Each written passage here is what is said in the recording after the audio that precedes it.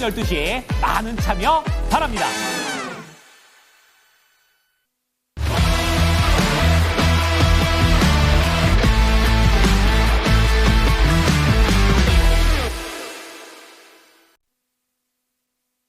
네, 이슈 딥다이브 함께 하시죠. 오늘 헤르메스 스탁의 김시은 팀장, 그리고 퍼스트프라임 리서치 손효루 팀장 함께 하겠습니다. 두 분 어서 오십시오. 네, 안녕하세요. 안녕하십니까. 네. 오늘 반등장에 대해서 두 분 어떤 해석을 또 내리고 계실까 궁금한데요. 세 가지 이슈 주제 저희가 준비했고요. 첫 번째부터 확인해 보겠습니다. 네, 첫 번째 주제는 증시 저점은 나왔나라는 어려운 질문으로 한번 시작을 해볼게요. 네, 김시은 팀장님. 저점인지 아닌지는 우리가 좀 지나봐야 할 것 같고 그래도 바닥권은 맞다라고 보시면 좋을 것 같습니다. 지금 오늘의 주요한 상승의 원인이 굉장히 다양하게 있는데 가장 첫 번째는 우리나라 증시가 굉장히 매력적인 구간대에 진입을 했다라고 보시면 좋을 것 같아요. 가격에서요? 가격적인 부분에서도 지난 주말에서 IB들이 굉장히 많은 내용들이 나왔습니다. 특히 뭐 정치적인 불확실성이 지속이 되었을 때 우리나라의 주식을 비중 축소 혹은 매도에 대한 권고 내용들이 나왔는데 그 안에서 또 잘 살펴보면은 가격적인 메리트는 있다라고 언급을 했어요. 그만큼 지금 우리나라 관련 종목군들이 굉장히 저렴하다라는 것은 굉장히 많이 알고 있는 사실이기도 하고 미국 증시를 잘 살펴보게 되었을 때 중국 부양책에 대한 기대감으로 미국 3대 지수 좀 안 좋았는데 또 중국과 연관되어 있는 기업들은 굉장히 강했습니다. 네. 결국 아시아 쪽에 대한 관심도 역시도 함께 올라올 수밖에 없는 구간대라고 보시면 좋을 것 같은데 우리나라가 수출을 굉장히 많이 하는 나라는 크게 두 가지입니다. 미국 쪽 그리고 중국 쪽인데 미국 같은 경우에는 관세에 의한 영향에 의해서 좀 다소 우려가 있었던 상황들 근데 중국 쪽에서의 부양책이 나오게 되었을 때 수출에 대한 기대감이 그래도 좀 살아날 수 있지 않을까라는 생각까지 함께 연결지어서 보면 그나마 바닥은 좀 방어를 해주지 않을까라는 생각을 가지고 있어요. 가장 중요한 게 외국인 쪽에 대한 수급이라고 보시면 좋을 것 같은데 사실 오늘은 파생에서 굉장히 많이 땡겨주고 있습니다. 특히 선물도 그렇고 콜옵션 쪽에서의 굉장히 많이 땡기고 있는 모습들이 나오고 있어서 지금에 대한 부분들은 파생에서 굉장히 많이 나왔다라고 보시면 좋을 것 같아요. 거기에서 좀 이런 부분들이 좀 유지가 된다면 가장 베스트이기는 하나 좀 단기적인 차익 매물이 나올 수 있는 구간대는 2시에서 3시대가 되지 않을까라는 생각을 가지고 있습니다. 거기에서 단기로 움직였던 종목군들이 더 이어질 것인지 혹은 차익 매물이 나올 것인지는 2시에 본회의가 예정이 되어 있는데 거기에서 정치적인 내용들이 우리가 생각했던 것만큼 그대로 이어서 나오는지가 가장 중요하다라고 보시면 좋을 것 같고 또 오늘 TSMC의 매출이 그러니까 11월 매출이 또 발표가 될 예정이에요. 보통 한 2시에서 3시쯤에 발표가 되다 보니까 거기에서 만약에 좀 서프라이즈하게 나오게 된다면 반도체라든지 AI 쪽에 대한 기대감이 다시 한번 더 올라오게 되면서 그래도 지수단에서 방어를 해주지 않을까라는 생각을 가지고 있습니다. 그래서 지금 저점이 무조건 맞아라기보다는 그래도 우리가 확인해야 할 내용들은 조금 더 확인을 할 필요가 있다라고 보시면 좋을 것 같고 지금 오늘 장 막판까지는 그래도 조금 더 지켜볼 필요가 있다라고 보시면 좋을 것 같아요. 네, 만약에 오늘 뭐 2시에 이슈가 많네요. 지금 말씀하신 거 들어보니까 음봉이 나오거나 마감에 가면서 어떤 종목들도 음봉 출현이 많거나 그러면 안 좋은 신호로 딱 저희가 체크를 해야 됩니까? 지수나 종목에 음봉이 많아진다? 아무래도 좀 그럴 수밖에 없는 게 좀 지금의 기대감은 정치적인 불확실성이 다소 좀 줄어들지 않을까라는 기대감이라고 보시면 좋을 것 같아요. 2시에 뭐 금투세라든지 혹은 이제 탄핵과 관련된 내용들이 그래도 오늘 좀 나와주지 않을까라는 기대를 가지고 있는데 거기에서 우리가 기대했던 것만큼의 내용이 나오지 않는다라면은 좀 기간 조정으로는 더 이어질 가능성이 높다라고 보시면 좋을 것 같고요. 네. 지금 그 부분에 있어서 단기적으로 올라간 부분들에 대해서는 일시적인 차익 매물이 나올 수가 있으니 지금 현재 단계에서 올라간 종목군들에 대해서 너무 적극적인 매수보다는 그래도 내가 매수를 하시려면은 일부 현금화를 가지고 좀 대응을 해보시는 게 맞지 않을까라는 생각을 가지고 있습니다. 네. 일단은 금투세 폐지가 오늘 주요 골자가 될 것 같아요. 오후장에 이제 분기점이 될 것 같은데 이게 물 건너갔다라는 일각의 시각도 있고 아니면은 이거는 그냥 통과가 되는 수순일 것이다. 너무 좀 의견이 분분해가지고 이거에 따라서 증시가 또 어떤 변동이 있는지 2시를 기점으로 해서 중요하게 체킹하자라는 어떤 포인트도 함께 언급해 주셨습니다. 손여루 팀장은 어떠세요? 지금 뭐 증권가에도 오늘 제가 분석을 굉장히 많이 봤는데 단언을 못 하더라고요. 증권가에서 바닥에 대해서요. 아직 나왔다고. 네. 과연 단언을 할 수 있을까요? 네, 확정 수익이나 뭐 손실 이런 것들은 얘기할 수가 없기 때문에 네. 좀 둥글둥글하게 얘기할 거다라고 판단하고 있고 제 개인적인 사견으로는 단기적으로는 3일, 수익 관점으로 한 2주 정도가 중요하다고 판단합니다. 7층에서 커피를 얻어먹고 있는데 상점 차장님이 커피를 사주시면서 묻는 말에 대답을 해보라고 하시더라고요. 그 질문은 이거였습니다. 시장이 바닥이 나올 것 같냐라고 물어보시더라고요. 그래서 똑같이 말씀을 드렸습니다. 단기적으로는 3일 정도가 중요한데 수익 관점은 2주가 중요하다.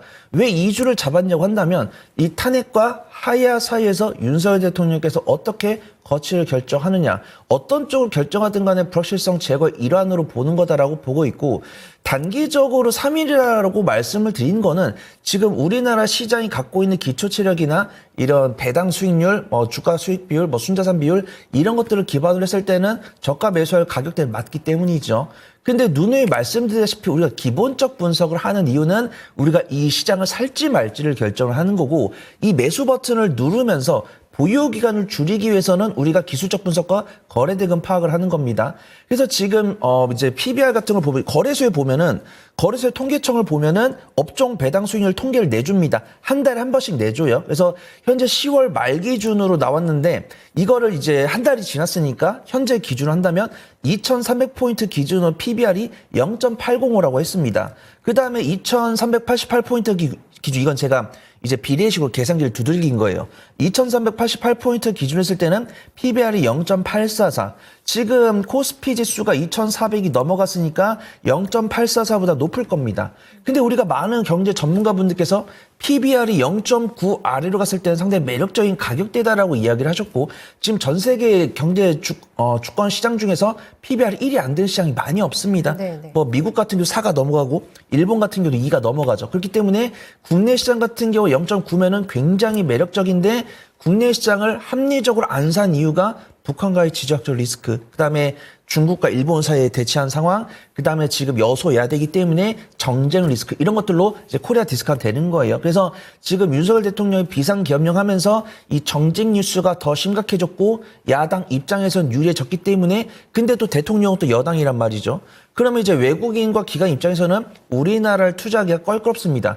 근데 이 상황에서 윤석열 대통령이 비상계엄령을 하면서 확실하게 야당 쪽에 이제 주도권을 주면서 민주당 쪽에서는 탄핵을 하려고 꾸준하게 시도를 한다 그랬고 여당 측에서도 같은 편이라고 볼 수 있는 여당 측에서도 약간 좀 선긋기를 하는 모습이 보여주고 있기 때문에 이 윤석열 대통령의 거취를 빠르게 결정을 해주는 게 불확실성 제거인데 아무런 이 공식적인 움직임이 안 보이기 때문에 민주당은 아마 탄핵이 될 때까지 계속 탄핵을 하겠다고 했으니까 이 좀 불협화음이 좀 시간이 갈수록 이게 좀 리스크가 될 수 있다라고 판단합니다. 그 다음에 기관 같은 경우도 지금 증시안정펀드를 넣겠다라고 이야기했는데 많이 안 넣었어요. 그래서 우리가 지금 최근 2주간의 수급동을 보면은 외국인이 뭔가 매도를 많이 한 것 같다라고 체감을 하고 계시지만 전기전자는 금융 쪽에 매도를 했고요. 지금 최근에 일주일 동안 외국인이 순매도를 시장 자체 순매도를 많이 한 적이 없습니다. 코스피는요. 특이해요. 코스닥은 많고요. 코스닥은 네. 좀 있죠. 제약바이오에서 많이 나왔습니다. 근데 코스피는 최근에 보면은 외국인의 이제 코스피를 바라보는 수급은 보합입니다. 근데 전기전자 금융을 팔 때 이것만 팔면 순매도가 찍히겠죠. 근데 우리 앵커님 아시다시피 보합으로 마감을 했어요. 근데 전기전환 금융을 팔 때는 또 다른 것들은 샀습니다. 다른 중소형주들은.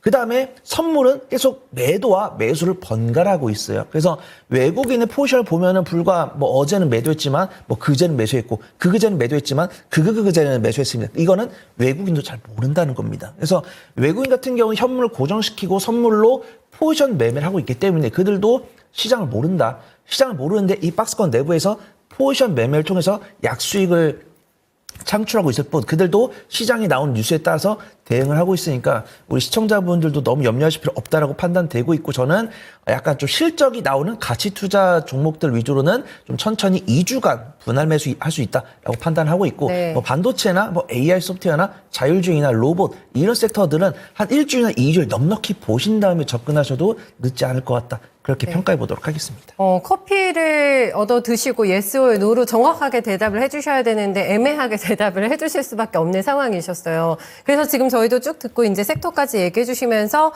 그래서 이게 뭐 어떻게 되는 건가? 반등의 기세를 잡았다고 하기에는 조금 약하고 그러면 이게 기간 조정 쪽으로도 빠질 수가 있나? 왜냐하면 오늘 증권가에서 이런 분석을 많이 했거든요. 지금 시장에 특이 동향이 하나 있는데 시장이 이렇게 많이 빠지면은 개인들이 사야 된다. 근데 투매가 오늘 또 나오고 있단 말이에요. 투매까지는 아니지만은 어제 투매 이후에 연속적인 매도물이 출회가 되면서 이러면 시장이 살아나기가 힘들다라는 쪽의 의견이 조금 많이 나왔는데 김시은 팀장님 의견 어떠세요? 개인들의 매도 이어지고 있다? 근데 네. 그렇게 생각을 해보시면 좋을 것 같아요. 개인들은 패닉셀이 나오고 있는데 네. 보통 그때가 저점일 경우가 굉장히 많았습니다. 그리고 V자 반등은 아니더라도 기간 조정이 조금 더 이어지면서 그 안에서 강한 섹터와 종목군들을 잘 선별을 해야 하는데 네. 보통 그런 경우가 펀더멘털이 굉장히 강한 쪽이지 않을까라는 생각을 가지고 있기는 해요. 저는 앞서서 그래서 팀장님이 말씀하신 것처럼 펀더멘털이 좀 좋은 기업들 같은 경우에는 우리가 그래도 좀 계속해서 분할해서 봐야 할 필요가 있지 않을까라는 생각을 가지고 있는데 오늘 시장에서 또 외국인들이 어떤 종목군들을 잘 사냐 보면은 바이오 섹터 굉장히 많이 삽니다. 바이오 섹터 중에서도 뭐 알테오젠이라든지 리가캠바이오라든지 특히 펀더멘털 쪽에서 크게 문제가 없었는데 굉장히 많이 빠졌던 쪽들 그리고 1월에 이벤트가 어느 정도 예정이 되어 있는 섹터 같은 경우에는 우리가 그래도 그에 대한 기대감을 가지고 계속해서 봐야 하지 않을까라는 생각을 가지고 있기도 해요. 지수는 굉장히 빠지고 있는데 그 안에서 결국 흔들리지 않는 것은 펀더멘털이라 보시면 좋을 것 같습니다. 지금 구간대에서 너무 두려워하시기보다는 저는 여기서 어떤 종목군들이 조금 더 나아갈 수 있을 것인지 더 성장할 수 있을 것인지 계속 공부를 하는 시점이라고 보시면 좋을 것 같고 기업이 과연 흔들리는가 안 흔들리는가 수출에 대한 부분에서 매출이 더 잘 나올 수 있을 것인가를 한번 이제 기준점으로 삼아 보시면은 그렇게까지 크게 흔들릴 것 같지는 않습니다. 알겠습니다. 개인의 페닉스는 외도에 신호일 때가 많았다라는 의견이셨고 조금 짧게 주세요. 개인 매도 신경 안 써도 됩니까? 손여로 팀장님. 저는 패닉셀이 아니고 이거는 이제 위에다 그냥 걸어놨는데 체결된다라고 보고 있습니다. 패닉셀이라는 것은 개인 투자분들이 겁에 질려서 매도를 하면서 외국인과 기관은 아래에서 그 물량을 받아줬을 때 시장이 음봉이 나왔을 때 개인 매도가 나왔을 때 전 패닉셀이다라고 정의를 하고 있고요. 지금 같은 경우는 외국인과 기관의 매수가 들어오고 있는데 개인 투자분들께서는 보통 확인 매매를 못합니다. 본업으로 바쁘시니까. 그러면 내가 외국인과 기관이 들어오면서 지수가 올라오니까 아이고 손실 주면서 빠져나가야지 하면서 위에 매도를 걸어놓으셨는데 네. 그게 체결이 되는 거다라고 판단해요. 그다음에 이 토마토 진권통을 시청하신 분들 아무래도 이 전문가분들 뷰를 받으시기 때문에 패닉셀에 동참하지 않으셨을 거다라고 판단을 하고 있고요. 절대 지금 방송 시청하신 분들은 패닉셀에 동참하시면 안 되고 저는 패닉셀이 아니고 좀 시장이 순항하길 바라고 그 상조 앵커님이 자기 직급을 절대 방송에서 말하고 다니지 말라 그랬는데 일단 죄송하다는 말씀 드리도록 하겠습니다. 알겠습니다. 다 같이 뭐 시장이 안정화되기를 바라는 거는 마찬가지죠. 하지만 그 안에서 조금 더 저희가 좀 마음에 걸리는 부분들 오게티는 좀 찾아봐야 되지 않을까라는 차원에서 질문을 드렸는데 개인 매도는 크게 신경 쓸 거 없다. 일단 메이저 세력들 오늘 괜찮거든요. 그거에 조금 더 포커싱 맞추고 있습니다. 두 번째 주제 같이 확인해 보시죠. 오늘 중국 관련주들이 오랜만에 물 만난 고기가 됐습니다. 수혜주의 연속성이 있을 것인가? 지금 가장 궁금한 게 이게 반짝 반등인가? 아니면은 내가 꾸준하게 조금 긴 호흡으로 갈 수 있을 것인가? 이게 좀 궁금하시겠잖아요, 김시은 팀장님. 뭐 VT가 오늘 수급이 굉장히 좋습니다. 지금 중국 관련주 안에서는 외국인 기관 다 사고 있고, 뭐 파마 리서치 이런 종목들, 전방위적인 중국 관련된 소비주들의 매수 확산 기조가 나타나고 있습니다. 어떻게 보세요? 근데 이게 오늘 뭐 긍정적인 내용들이 나오게 되면서 중국과 연관되어 있는 기업들, 특히 화장품 쪽에서의 반등이 나오고 있긴 한데, 네. 사실 이런 흐름들이 오늘 갑자기 나온 게 아니라 저번 주 초반부터 나오기도 했어요. 저번 주 초반에 갑자기 유의미하게 움직였던 게 바닥권에서 움직였던 쪽들, 화장품이라든지 미용 의료기기 이쪽에서 움직임이 나왔는데, 그랬어요? 그때 네. 또 외국인에 대한 선물 매수세가 굉장히 많이 들어왔습니다. 그리고 네. 그 다음날 계엄에 대한 이슈가 나오면서 다시 한번 굉장히 많이 빠졌던 흐름들이 나왔는데 오늘의 흐름들은 지난주 초반의 흐름들을 다시 되돌아온다라고 보시면 좋을 것 같아요. 거기에서 중국 부양책에 대한 효과가 얼마나 있을지는 우리가 조금 더 확인을 해야 하긴 하지만 그동안 굉장히 많이 빠졌다라는 점들, 그리고 지난주 초반에 가야 했던 종목군들이 오늘 시장에서 좀 수급받으면서 움직이고 있다라는 측면에서 해석을 해보시면 좋을 것 같습니다. 그런데 중국 쪽에 대한 이슈를 보게 되었을 때 추가적으로 나올 수 있는 내용들은 조금 더 많다라고 보시면 좋을 것 같아요. 사실 중국 쪽에서 내수 부양하기 위해서 굉장히 많은 정책들을 펼쳤던 상황들, 그런데 뭐 유의미한 데이터가 조금씩 나와주긴 했으나 그런데 만족할 만한 수준들은 아니었고, 그럼 정부 측면에서는 결국 보다 더 센 워딩을 말할 수밖에 없는 거죠. 거기에서 내수 부양 쪽에 대해서 전방위적으로 확대를 하겠다라고 했으니 결국 그렇게 되었을 때 닫혀있는 중국인의 지갑을 그래도 좀 열 수 있지 않을까라는 기대감을 가지고 있다라고 보시면 좋을 것 같아요. 중국인들의 지갑에 굉장히 많은 돈이 있습니다. 거기서 조금이라도 터져 나오면은 결국 소비재 쪽에 대한 부분들은 긍정적일 수 있다라는 점들, 그런데 화장품이 과연 수혜를 받을 수 있을 것인지는 조금 더 체크를 해봐야 하는 게, 물론 비중이 있죠. 중국 쪽에 대한 비중이 있긴 한데 점점 기대감은 꺾여져 있고 거기에서 우리나라 화장품 안 사고 애국 소비하고 있습니다. 순위를 보면은 우리나라 화장품이 순위에 안 들어가고 있어요. 이거는 결국 센티적인 측면이라 보시면 좋을 것 같고, 지금 화장품 쪽에 대해서도 보면은 항상 잘 움직이는 쪽만 움직인다라고 보시면 좋을 것 같아요. VT를 중심으로 보시는 게 맞지 않을까라는 생각을 가지고 있고, 오히려 엔터 같은 경우가 조금 더 낫지 않을까라는 생각을 가지고 있는데, 엔터를 보게 되었을 때 대장이라고 할 수 있는 하이브 같은 경우를 연기금이 계속 매수를 하고 있습니다. 아무래도 연기금 같은 경우에는 지수를 방어하기 위해서 대형주를 좀 위주로 많이 매수를 하고 있는데, 거기에서 연기금 매수가 꾸준히 들어온다라는 가정하에 엔터 같은 경우에 추가로 움직일 가능성이 더 높지 않을까라는 생각을 가지고 있고, 지금 엔터 역시도 내년 실적에 대한 기대감이 어느 정도 나와 있기 때문에 저는 이제 엔터 쪽을 조금 더 보시는 게 맞지 않을까라는 의견도 한번 드려보도록 할게요. 안 그래도 제가 중국인들이 지갑을 열면 우리나라 화장품을 사줘야지 수혜가 되는 건데 그거 너무 경쟁력이 떨어졌잖아요. 국내 화장품이. 그래서 안 그래도 제가 여쭤보고 싶었는데, 그러면 우선순위를 둔다면 화장품보다는 엔터 쪽이 유리하고 화장품은 특정 종목이나 이런 쪽만, 의료기기 쪽도 좀 유리하지 않을까 싶은데. 의료기기는 비올이라든지 네. 이제 중국 쪽에서 어느 정도 나와주고 있는 쪽이라고 보시면 좋을 비올? 것 같은데, 비올 같은 경우도 보면 실펌X가 중국 쪽에서 시장 초기 단계라고 보시면 좋을 것 같아요. 시장 초기 단계이다 보니까 앞으로 수출 쪽에 대한 기대감이 어느 정도 나와 있다라고 보시면 좋을 것 같은데, 미용기기라고 해야 되나? 의료기기가? 그렇죠, 미용기기 네, 쪽인데, 미용기기. 근데 이 종목군, 이 섹터들 자체가 사실 센티는 그러니까 스토리는 좋은데 수급이 잘 받쳐주지는 않습니다. 수급이 그래서 약하군요. 좀 이제 미용 의료기기 같은 경우에는 세 번째 순위로 좀 두시는 게 낫지 않을까라는 의견도 한번 드려보도록 할게요. 네. 어쨌든 뭐 반가운 소식이긴 합니다. 중국이 14년 만에 통화 정책을 완화하겠다라는 의미 있는 멘트 전환이 나왔기 때문에 연말에 중국 소비 시즌 굉장히 기대해 볼만 하겠는데라는 생각들 많이 하실 것 같거든요. 손열희 팀장님. 바로 오늘 지수로도 종목들의 반응도 강하게 나오고요. 네.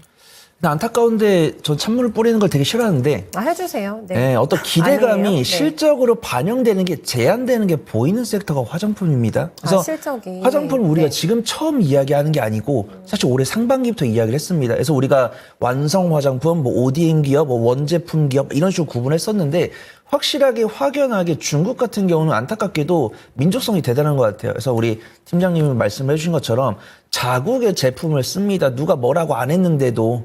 물론 우리나라 제품이 더 좋다는 거 생각하는 거는 뭐 우리도 괜찮지만 어떤 가성비라는 건 전 세계 국민들이 써주는데, 뭐 미국 같은 경우는 뭐 우리나라 물건이 좋아서 쓰는 것도 있지만 가성비가 좋아서 쓰는 부분들이고, 그동안 리포트를 봤을 때 이런 미용 진단이라든가 진료 이런 것들을 받기 위해서 중국이나 일본에서 우리나라로 오히려 입국을 하는 사례가 많잖아요. 그래서 뭐 그런 사례들을 본다고 했을 때는 뭐 가성비나 이런 것들 품질이 있지만 중국 같은 경우는 아무래도 이 로고에 우리나라 기업이 붙어있을 때는 약간 좀 보수적으로 보는 경향이 있는 것 같다라는 부분들이고, 꾸준하게 중국 같은 경우는 올해 상반기부터 LPR을 뭐 올리거나 아니면 남들보다 미국보다 LPR을 먼저 내리거나 이런 식으로 통화 정책을 진행을 했었고, 근데 안타깝게도 그다음에 뭐 중국 같은 경우 우리나라에 뭐 무비자 관광객 허용을 해주거나 무비자로 체류할 수 있는 기간을 늘려주면서 우리나라한테 우호적인 이 정책을 펼쳤고, 실제로 우리나라에 방문한 방문객 수는 증가를 했습니다.